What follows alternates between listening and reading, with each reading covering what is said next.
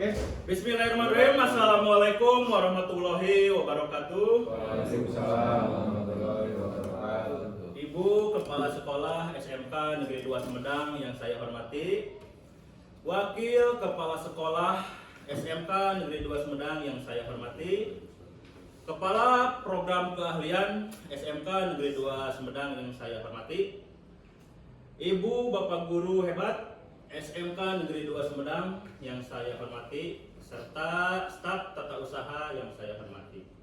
Alhamdulillah, hari ini pada kegiatan rutin Komel Proaktif SMK Negeri 2 Sumedang ini, kita dapat mengikuti pelaksanaan atau kegiatan hari ini dalam keadaan sehat walafiat, serta mengikuti dengan penuh semangat. Di sini mohon izin kepada rekan-rekan, Bapak Ibu guru hebat. Di sini saya akan mempresentasikan sebuah proyek yang saya beri nama SEMPOL, Sport Education Model PAN Football. Nah, PAN Volleyball.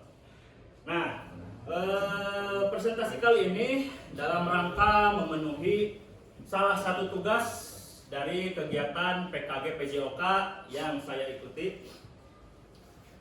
Baik, di sini ada SEMPOL ya, Sport Education Model PAN Volleyball oleh saya sendiri, Ricky Apriliana SPD. Nah, untuk mengefektifkan waktu, kita mulai saja ya kepada presentasinya. Nah, di sini ada latar belakang. Latar belakangnya, Sport Education Model menawarkan pendekatan yang inovatif dan efektif dalam pembelajaran voli. Dengan mempromosikan suara, pilihan, dan kepemilikan murid, model ini dapat menciptakan lingkungan belajar yang menyenangkan, menantang, dan bermakna. Siswa tidak hanya akan menjadi pemain voli yang lebih baik, tetapi juga individu yang lebih mandiri, bertanggung jawab, dan memiliki kemampuan sosial yang kuat.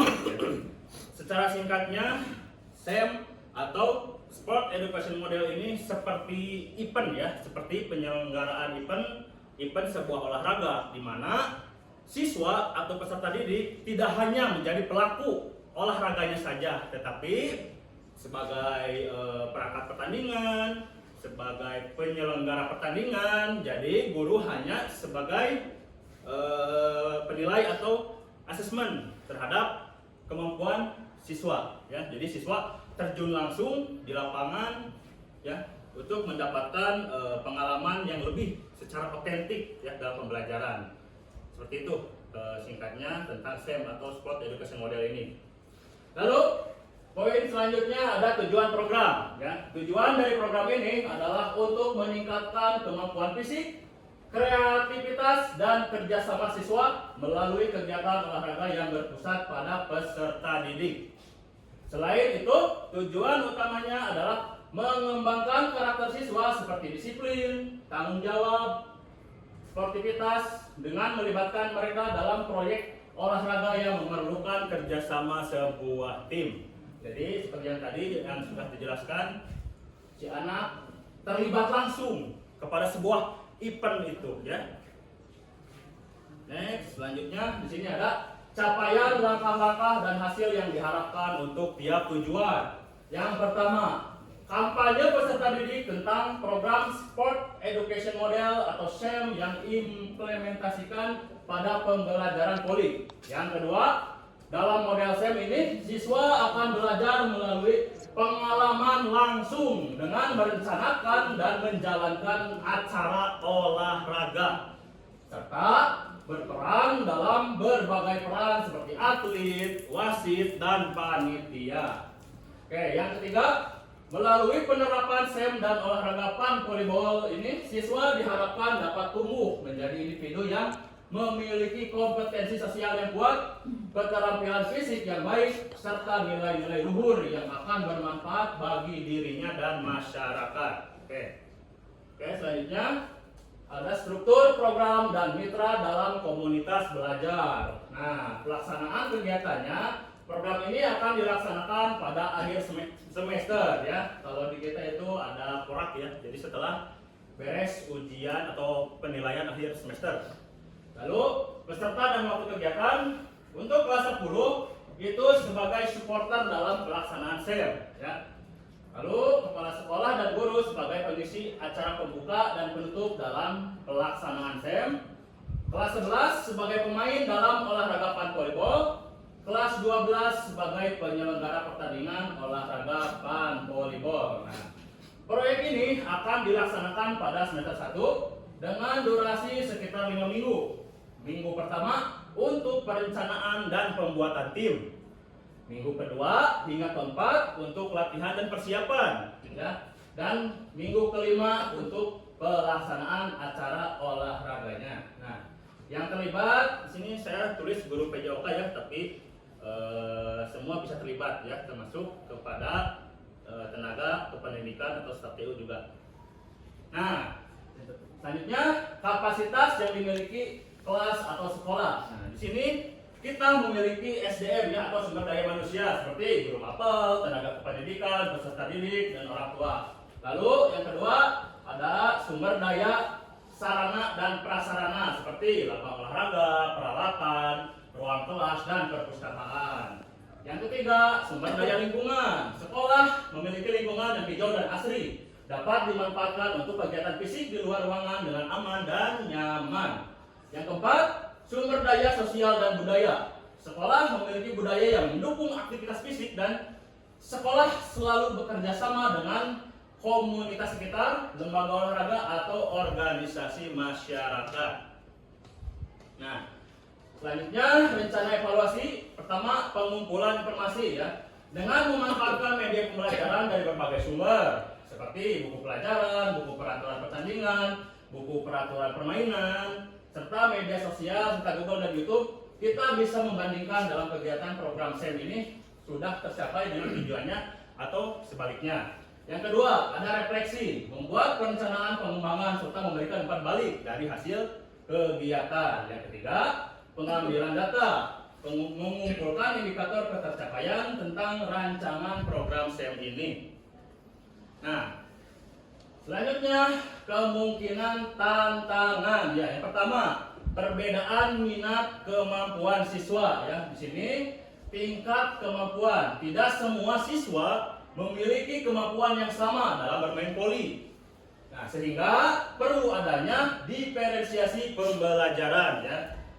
Lalu minat, dari segi minat, tidak semua siswa memiliki minat yang sama ya terhadap voli, yang dapat mempengaruhi motivasi dan partisipasi mereka ya. Jadi tidak semua suka voli ya, ada yang suka futsal, basket ataupun yang lainnya. Nah, terus ada pengetahuan, tidak semua guru mapel dan tenaga kependidikan memiliki pengetahuan yang cukup tentang sport education model dan cara menerapkannya dalam konteks voli ini. Nah, untuk mengatasinya, yang pertama ada kerjasama dengan komunitas, yaitu membangun kerjasama dengan klub atau klub voli lokal ya. Terus komunitas olahraga atau perusahaan swasta untuk mendapatkan dukungan berupa fasilitas, peralatan, dan pelatihan. Lalu ada pelatihan guru, mengadakan pelatihan bagi guru pendidikan jasmani dan meningkatkan pengetahuan dan keterampilan mereka dalam menerapkan sport education model. Nah, thank you. Nah, itu mungkin presentasi dari saya. Mungkin dari Ibu Bapak ada tambahan ataupun pertanyaan, saya persilahkan. Ada tambahan. Ya, silakan Pak Adam. Menanggapi, mendengarkan, kemudian mencermati apa yang barusan dipaparkan, ada gambaran bahwa akan mengadakan suatu pertandingan mungkin di akhir menjelang pembagian rapot ya, biasanya itu ada waktu luang. Pertandingan yang dilakukan oleh siswa kalau nggak salah ya. Ya. Karena ini kalau pertandingan itu banyak unsur yang harus dipahami oleh siswa. Nah, mungkin pertanyaan saya, bagaimana Bapak menyiapkan sumber daya siswa yang nantinya mampu menyelenggarakan suatu pertandingan olahraga walaupun lingkungannya kecil. Ya, silakan Pak. Oke, baik. Terima kasih kepada Pak Adang yang sudah melontarkan pertanyaan ya. Jadi kalau menurut saya, bagaimana menyiapkan mungkin SDM dari peserta didik kita ya supaya dapat mencapai atau berhasil dalam menyelenggarakan sebuah event atau SEM ini ya. Nah, jadi kalau menurut saya pertama di KBM ya, di KBM, di PJOK itu ada ya. Jadi kita masukkan pengetahuan ya, pengetahuan dan praktek seperti membuat bagan ya, bagan kita beri pengetahuan dan keterampilan. Jadi nanti peserta didik dapat membuat bagan pertandingan secara atau sesuai dengan aturan yang ada ya. Lalu sebelum event ini berjalan, kan di sini ada untuk minggu pertama ada perencanaan dan pembentukan tim. Nah, di perencanaan ini selain pembentukan tim, kita sebagai guru atau guru PJOK juga melakukan treatment kepada peserta didik yang akan menjadi penyelenggara pertandingan. Kita kasih treatment, kita kasih pengetahuan bagaimana cara membuat sebuah kegiatan, bagaimana cara membuat sebuah bagan, dan bagaimana cara menjadi wasit yang baik. Nah, di sana di minggu pertama itu kita akan berikan treatment seperti itu. Mungkin pada ya. Nah, tadi ada disebutkan ketika proses pembelajaran ya diberikan untuk bagan bisa lah. Nah, ini kan untuk perwasitan. Bagaimana Bapak mempersiapkan siswa untuk menjadi seorang wasit?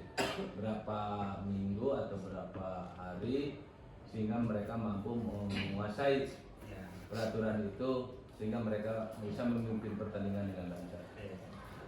Berapa lama yang dibutuhkan supaya bisa memimpin sebuah pertandingan ya. Jadi di KBM ketika melakukan atau praktik materi poli, kita sebagai guru PJOK akan bukan melatih ya, memberikan treatment atau memberikan keleluasaan kepada peserta didik yang sedang berolahraga untuk tidak sepenuhnya menjadi pelaku permainannya saja ya, tapi kita kasih kesempatan menjadi wasit untuk memimpin pertandingan. Nah, di sana kan terjadi treatment tuh, terjadi pembiasaan menjadi wasit gitu kan. Lalu untuk tambahannya ketika di minggu pertama kita bisa mendatangkan langsung ya dari lembaga olahraga atau dari komunitas olahraga poli ya, atau dari klub poli tersebut supaya memberikan pemahaman lebih terkait perwasitan ya, seperti itu. Mungkin seperti itu pada cukup lah. cukup. Mungkin dari yang lain masih ada pertanyaan atau tambahan atau masukan ya, silakan Pak Ojo. Terima kasih atas kepercayaannya. Mungkin dengan menanggapi paparan tadi yang telah disampaikan, kemudian dari Pak Adang juga, mudah-mudahan ya proyek ini bisa berjalan dengan baik, dengan lancar, dan kebetulan mungkin ini juga sejalan dengan program yang ada di sekolah kita, program OSIS juga ya. Di akhir semester itu suka ada kegiatan olahraga antar kelas. Mudah-mudahan ini bisa dipadupadankan dengan kegiatan itu. Nah, hanya yang jadi masalahnya mungkin nanti akan menjadi tantangan bagi kita. Bagi kita itu yang pertama mungkin sekarang karena cuaca. Ya, cuaca. Mungkin kita harus bisa menyesuaikan karena kebetulan lapangan kita masih terbuka ya, ada di luar, jadi kalau ketika hujan itu tidak akan bisa dijalankan ketika di lapangan. Hanya mungkin tantangannya itu kita harus bisa menyesuaikan, kemudian kalau memungkinkan ya waktunya tidak terlalu mepet sehingga kalau ada kendala tidak bisa dilaksanakan kemungkinan bisa waktunya agak molor gitu ya. Nah, gitu. Mungkin itu saja apa ya, dari saya, apakah itu disebut untuk melengkapi ataupun mendukung kegiatan proyek ini ya. Ya, terima kasih. Baik, terima kasih kepada Pak Ojo yang sudah memberikan tanggapannya ya terkait presentasi kali ini. Kedepannya mungkin saya akan terus berkolaborasi dengan OSIS mungkin ya sebagai nanti penyelenggara apa ya yang memiliki hak atau apa ya sebutnya yang memiliki yang memiliki program supaya dapat bersinergi mungkin ya gitu ya. Nah mungkin seperti itu mungkin. Nah ya seperti itu mungkin. Baik, terima kasih kepada ibu bapak yang sudah mengikuti pelaksanaan ini ya. Mohon maaf bila ada salah kata atau tingkah laku dari saya ya. Ditutup saja. Wabillahi taufiq wal hidayah. Wassalamualaikum warahmatullahi wabarakatuh.